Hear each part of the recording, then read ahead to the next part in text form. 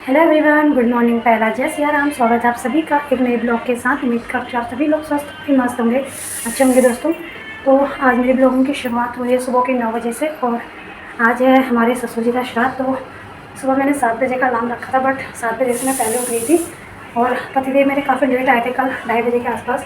तो मैंने कहा तब तक 10 बजे आने के लिए बोला था पंडित जी ने, तो मैंने सोचा इनको क्या उठाऊँ, जितना हो सकता है मैं काम कर लेती हूँ फटाफट। पर फिर भी थोड़ा बहुत लेट मुझे फिर भी हो गया। देखो, तब से लगी पड़ी मैं। सुबह उठ के नहाना धोना झाड़ू पोछा सब कुछ कर दिया था मैंने और फिर मैं सीधे किचन में लग के खाना वगैरह बनाने पे। दिया मैंने नहीं जलाया था क्योंकि मैंने सोचा पति देवी जला लेंगे करके। तो अभी पंडित जी भी आने वाले हैं फटाफट से। और मुझे मतलब मेन तो श्राद्ध में ये है कि पूरी बड़ा और खीर तैयार हो जाए। तो यहाँ पे मेरी पूरी बनने को है तैयार और आलू वगैरह मैंने सब कुछ फ्राई कर दिया है। खीर भी मेरी बन चुकी है। अपनी तरफ से मैं फटाफट से लगी पड़ी, लेकिन फिर भी पता नहीं क्यों लेट हो जाता है। तो भी जल्दी से मुझे काम निपटाना है। और ऊपर से एक प्रॉब्लम ये है कि मेरे देवांश को भी आज बुखार वगैरह आ रखा है और देखते हैं अकेले अकेले क्या मैनेज हो सकता है। दोस्तों,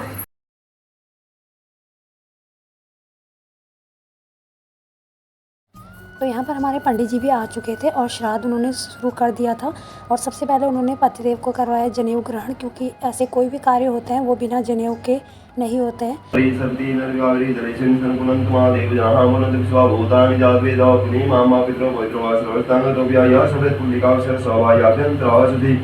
महायोगी में नमः शिवाय सदाय नित्य देवताभ्य महायोगी में नमः शिवाय सदाय नित्य देवताभ्य पितृभ्य महायोगी में नमः शिवाय सदाय नित्य देवताभ्य महायोगी में नमः शिवाय सदाय नित्यमेव नमो पितृदेवताभ्यो नमो नमः।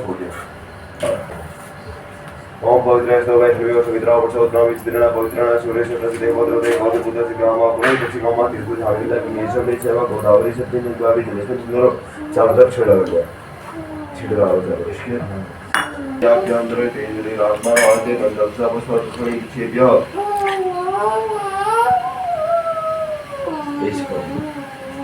तो हम लोग अपने पितरों का जो साल में एक बार श्राद्ध करते हैं वो इसीलिए करते हैं ताकि हम उनके प्रति अपनी श्रद्धा को व्यक्त कर सकें। वो लोग हमारे साथ तो नहीं है, लेकिन एक शादी ऐसा माध्यम होता है जिससे हम उनके साथ जुड़े हुए होते हैं और वो हमारी श्रद्धा को देख पाते हैं। और जब भी हमारे ससुर जी का श्राद्ध होता है, मैं अपनी तरफ से पूरी कोशिश करती हूँ कि मैं उसे पूरे भाव से निभा सकूँ, पूरे श्रद्धा के साथ कर सकूँ और जितने भी पकवाने मैं उसमें बना सकूँ मैं पूरी कोशिश करती हूँ। आज भी मैं अपनी कोशिश में लगी पड़ी थी। कहते हैं कि जब हम श्राद्ध को पूरी श्रद्धा निष्ठा के साथ करते हैं तो इसके साथ ही हमारे पितरों को तृप्ति मिलती है, शांति मिलती है और मोक्ष की मतलब प्राप्ति होती है। तो जब भी हो श्राद्ध को पूरी निष्ठा के साथ ही करना चाहिए। और इसी के साथ दोस्तों, मैं आज आपको अपने ससुर जी के साथ जुड़ी हुई एक बात बताती हूँ। ये बात उस दिन की है जब मेरी शादी हुई थी और जब नई नवेली दुल्हन डोली से उतरती है तो वो भी घर के सभी जगह देखती है, घर को अच्छे से निहारती है, लोगों से मिलती जुलती है। तो जिस दिन मैं डोली से उतर के अपने पुराने मकान में गई थी ना, तो उस दिन में मैंने चारों तरफ नज़र घुमा के देखा और उस दिन मैंने देखा कि मेरे ससुर जी की वहाँ एक भी फ़ोटो नहीं थी। और मेरे पतिदेव को लगा शायद मैं उनका घर देख रही हूँ और मेरे पतिदेव ने धीरे से बोला मेरे कान में, मुझे आज भी याद है, अब जैसा है यही है। उनको लगा शायद मैं घर की बात कर रही हूँ और बस मैंने धीरे से हाँ मैं अपना सर हिला दिया था। लेकिन मैं ही जानती हूँ कि उस दिन मेरे दिल में क्या चल रहा था। मेरे दिमाग में बहुत सारे उस दिन ख्याल आए कि हमारे ससुर जी की मतलब इतने साल हो गए वो हमारे साथ नहीं है, लेकिन आज तक इस घर में उनकी एक भी फ़ोटो नहीं है। ये बात मैं उस टाइम पे किसी से कह तो नहीं पाई, लेकिन एक बात मेरे दिल में रह गई थी हमेशा के लिए। और फिर कुछ टाइम बाद मैं अपने मायके गई थी जुलाई के टाइम पे, जब मेरा पहला हरेला था और उस दिन मैं अपनी ससुर जी की फ़ोटो बनवा के लाई थी। और वो फ़ोटो देख के मेरी सासू माँ बहुत ज़्यादा खुश हुए थे और उस दिन बहुत इमोशनल भी हो गए थे। तो उस दिन से मैंने कोशिश की है कि जितना मेरे से हो पाएगा मैं अपने ससुर जी के लिए हर वो चीज़ करूँगी जो एक बहू के रूप में मेरा फ़र्ज़ बनता है। और दोस्तों, आज के ब्लॉग में मैं आपको कहीं पे दिखूंगी नहीं ज़्यादा और ब्लॉग शायद बनेगा भी नहीं, क्योंकि मुझे आज किचन में 8-9 लोगों के लिए खाना बनाना है फटाफट से और सब अभी ड्यूटी चले जाएंगे। तो यहाँ पर हमारा श्राद्ध भी संपन्न होने को है और बहुत खुश थी कि श्राद्ध बड़े अच्छे से हो गया है।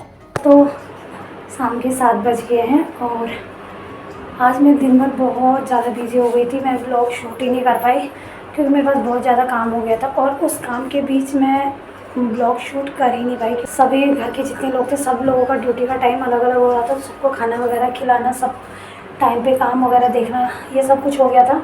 और सुबह तो मैंने पूरियाँ वगैरह बनाई थी, फिर 2 बजे के आसपास में मैंने चावल भी बनाया, दाल भात। तो फिर उस वजह से थोड़ा काम भी बढ़ जाता है, दोबारा खाना बनाना, बर्तन वगैरह धोना। दीदी ने भी मेरी काफ़ी हेल्प की बर्तन वगैरह धोने में। तो बट फिर भी ना मैं बहुत ज़्यादा बिजी हो गई थी और हद से ज़्यादा मैं थक गई हूँ। सच बता रही हूँ, सुबह 6:30 बजे से उठी हुई हूँ और अभी भी मुझे ऐसी नींद आ रही थी, लेकिन देवांश ने सोने नहीं दिया कि तो सो के उठ गया था। 4 बजे के करीब में फ्री हुई तो मुझे लगा चलो 1-2 घंटा सो जाऊँगी, पर इस लड़के ने सोने नहीं दिया। पर इन सब के बीच अगर मैं आपको बताऊँ, अपनी ही बात नहीं, हमारे घर की सारी औरतें, हम घर की नहीं, हमारे घर की नहीं, सभी घर की जितनी भी औरतें होती हैं वो जिस शिद्दत से, लगन से, मेहनत से काम करती है ना, अगर शाम को थोड़ा सा कोई उनको अप्रिशिएट कर दे या फिर थोड़ी सी कोई उनकी तारीफ़ कर देना, तो औरतों की सारी थकान दूर हो जाती है। सच में उनको ऐसा लगता है कि दिन भर में मैं कुछ थकी नहीं।